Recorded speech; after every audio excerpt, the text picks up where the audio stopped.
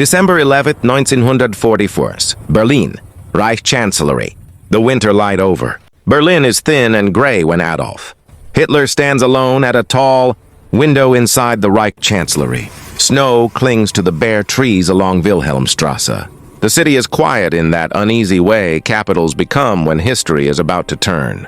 In his hand is a thin folder, overnight cables from across the Atlantic. Pearl Harbor is still burning in the photographs. Battleships crippled, smoke clawing into a Hawaiian sky. Japan has struck America, and the world has shifted on its axis. Hitler does not look surprised. For months he has spoken of this moment as inevitable. The United States, he tells those around him, is already an enemy in all but name. American destroyers escort British convoys in the Atlantic. Lend-Lease pours tanks, trucks, and aircraft into London and Moscow. Roosevelt's voice crackles over radios, promising that America will become the arsenal of democracy. But now it is official. The sleeping giant has been punched awake. As the morning hours pass, Hitler prepares to address the Reichstag. His generals wait nearby, Keitel, Jodl, men trained to read his moods. They notice the familiar signs, the rigid posture, the rehearsed certainty. Yet beneath it there is tension. Germany is already fighting on two fronts. The Soviet winter is closing in around its armies. And now, America. Shortly before noon, Hitler turns from the window and speaks, almost to himself. America, he says, is not what it pretends to be, a nation of shopkeepers, a mongrel state, soft, divided, ruled by money rather than blood or sacrifice. He has said this before, many times. He believes it.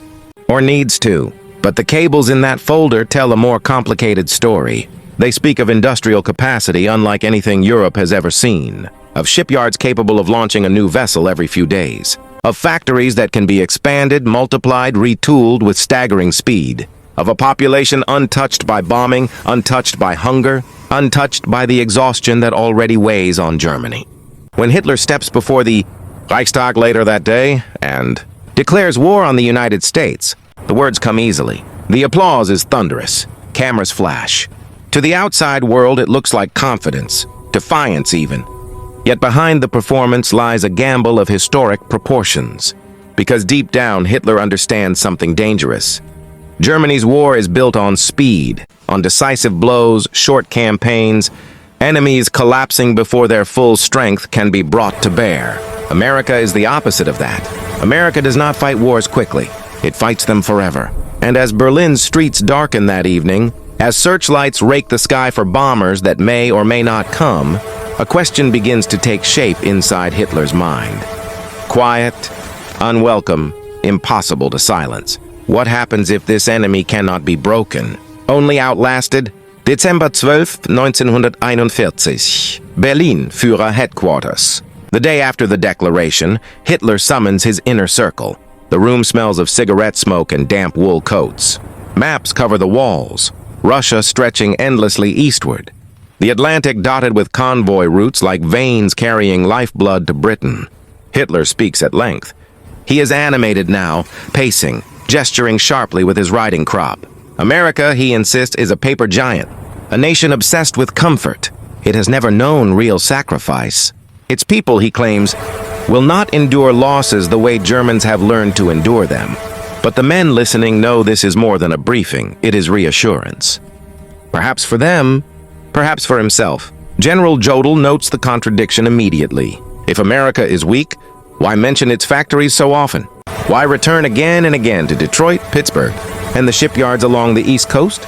Hitler talks about numbers, tens of thousands of aircraft, oceans of oil, endless steel. He mocks American culture.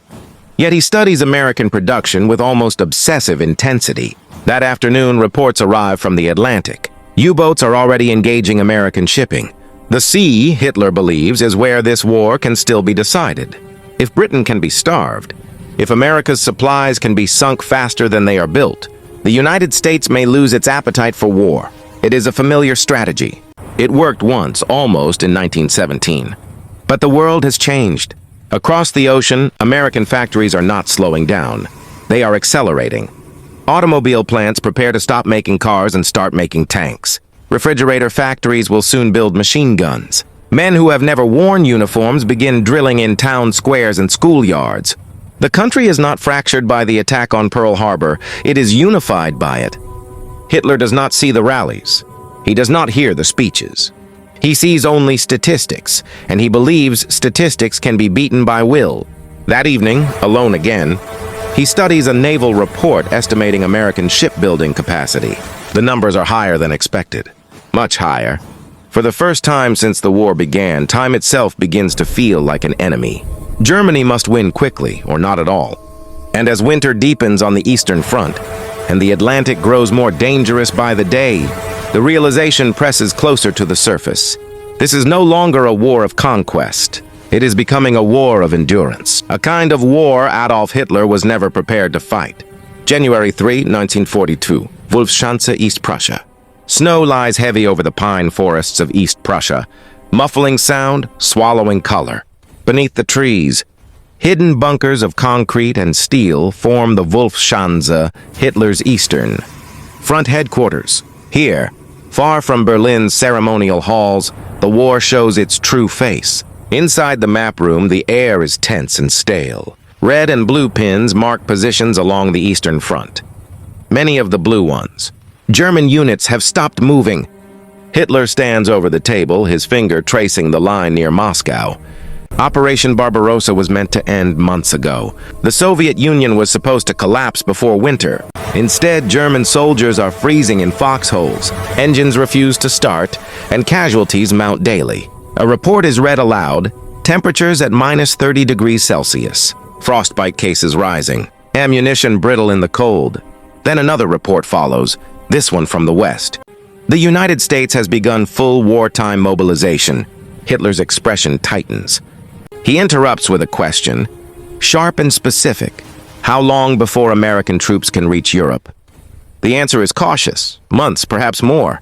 Training, transport, coordination. It comforts him briefly. But then come the production figures. Shipyards expanding. New aircraft contracts signed in the tens of thousands.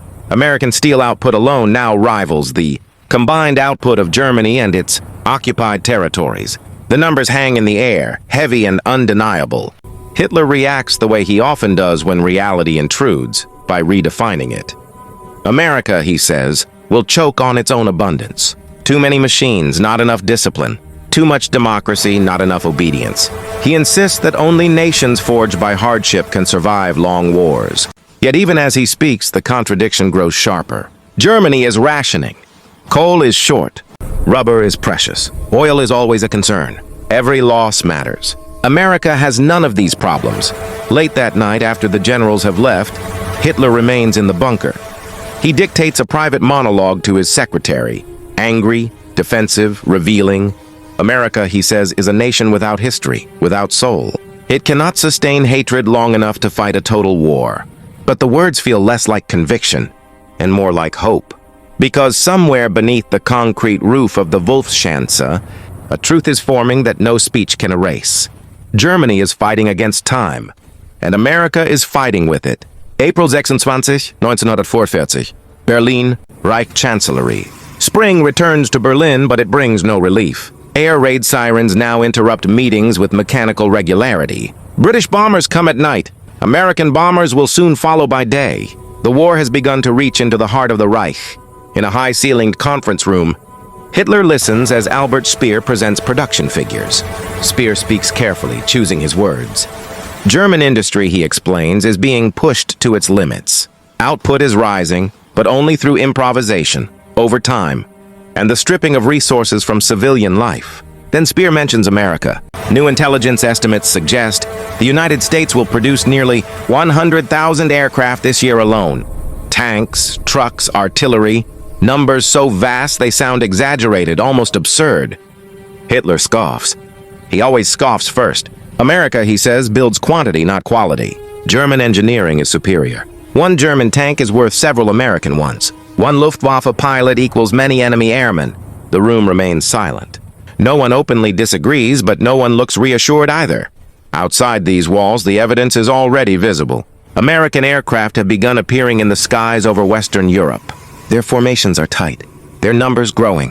When one is shot down, another takes its place. Hitler grows increasingly fixated on this imbalance.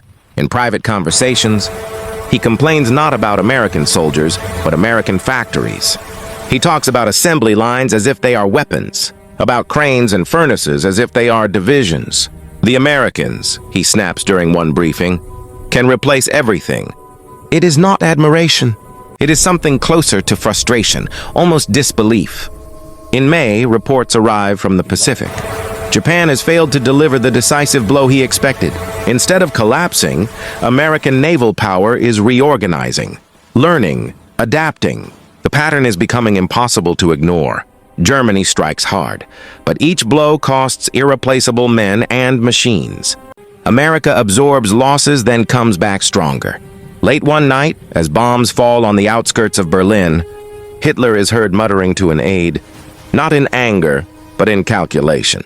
The war, he says, will now be decided by who can last longer. It is a quiet admission, and for the first time since 1939, the war Hitler imagined, short, ruthless, unstoppable, is slipping away, replaced by something colder, slower, and far more dangerous. A war Germany may not be built to survive.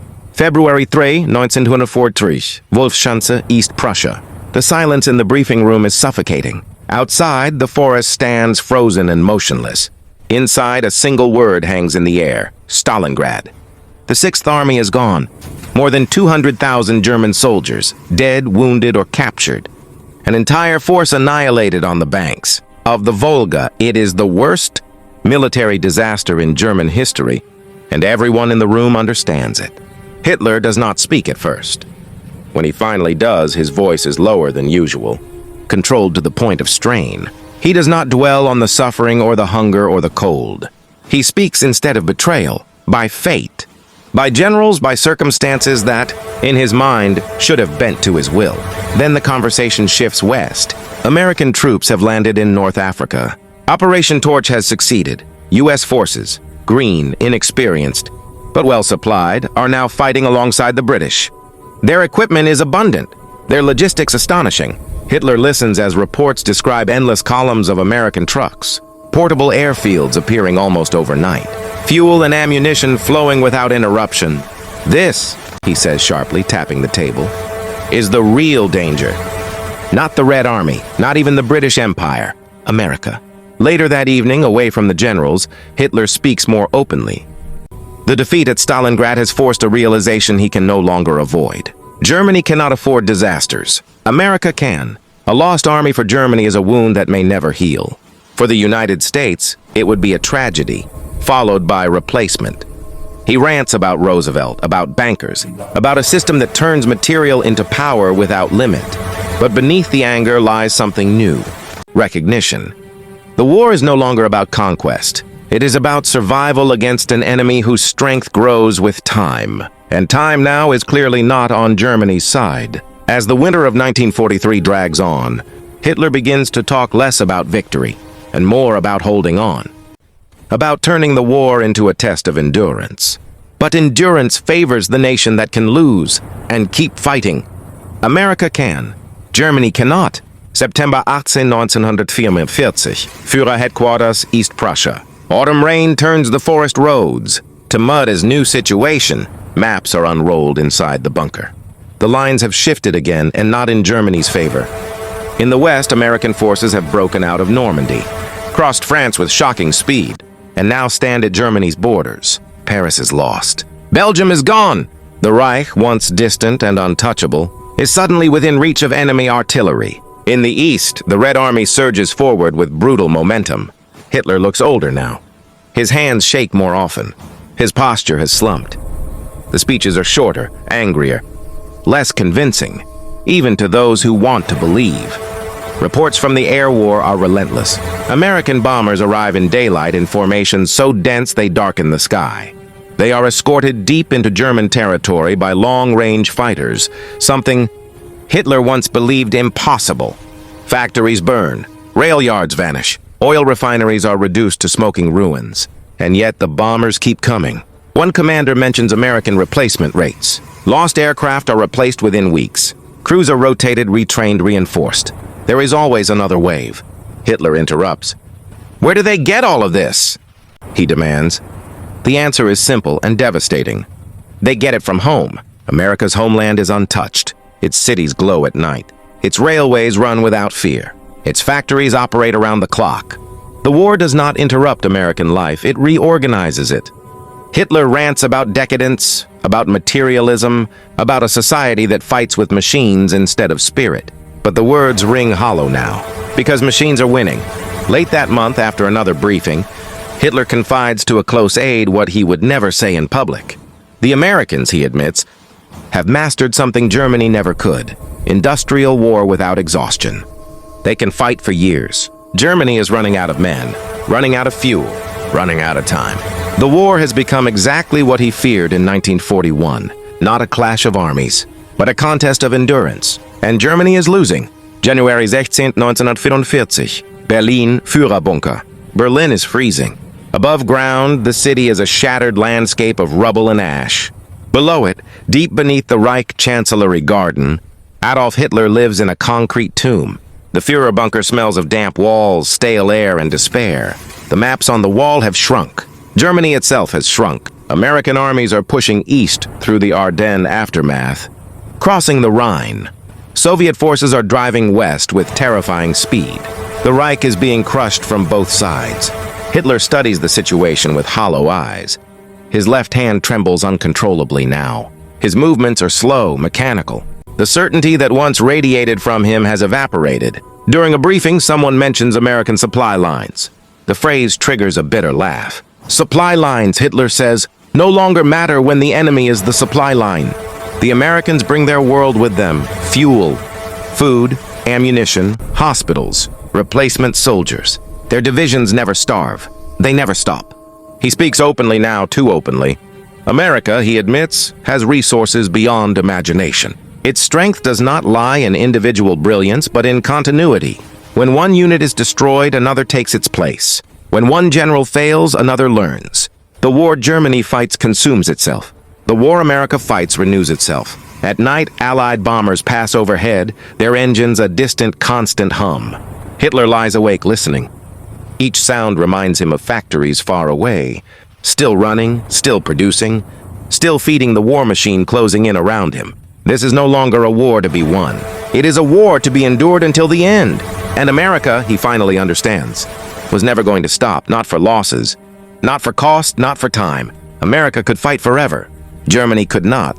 April 22, 1945, Berlin, Führerbunker. The room is small, low-ceilinged, cramped, with officers who no longer pretend.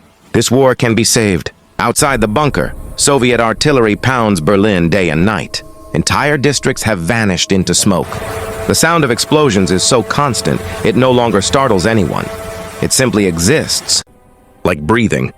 Hitler stands over the map table for what will become one of his final military conferences. The red pins are everywhere now. They are inside the city. Some are only streets away. A general speaks carefully, explaining that the units Hitler is counting on no longer exist. They are destroyed, scattered, or trapped. There are no reserves left. No miracle counterattack. Hitler explodes. He accuses everyone, his generals, the army, the German people themselves, of weakness and betrayal. His voice cracks. His body shakes. And then suddenly the rage collapses into something else: exhaustion. In that moment, witnesses later recall something striking. Hitler no longer talks about victory. He talks about inevitability. He compares Germany's fate to America's strength, not with contempt this time, but with grim clarity.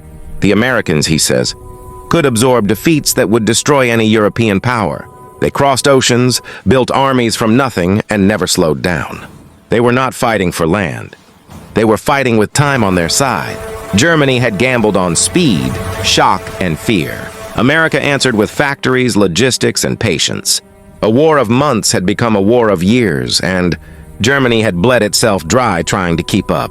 As the meeting ends, Hitler retreats to his private room. The maps are left behind, abandoned like the Reich itself. Outside, Soviet troops advance block by block. To the west, American forces move deeper into Germany. Organized, supplied, relentless. The war Hitler began has reached its final days, and the enemy he once mocked has proven impossible to exhaust. April 30, 1945, Berlin, Führerbunker. The end comes quietly. In the early afternoon, Adolf Hitler sits in a small, dimly lit room beneath the ruins of Berlin. The walls tremble with distant artillery. The Reich he promised would last 1,000 years has survived barely 12. On the table lies his final political testament. In it, he still assigns blame, still clings to old enemies, but something is missing now, any illusion of control. Outside history has already passed judgment. American troops stand deep inside Germany. Their supply columns stretch endlessly down repaired roads. Field kitchens operate. Mail is delivered. Wounded soldiers are evacuated and replaced. The machinery of war continues to function, calmly, efficiently, right to the very end. Hitler once believed wars were won by willpower alone, by fanaticism. By striking faster and harder than the enemy could respond, America responded differently. It did not panic. It did not collapse. It organized. Factories ran day and night. Shipyards launched fleets faster than Germany could sink them. Losses were absorbed, studied, corrected. Time, Hitler's most dangerous enemy, worked relentlessly against him. Shortly after 3:30 p.m., Adolf Hitler ends his life. There is no dramatic final speech, no battlefield death, only silence followed by the slow realization among those still alive in the bunker that the war is truly over.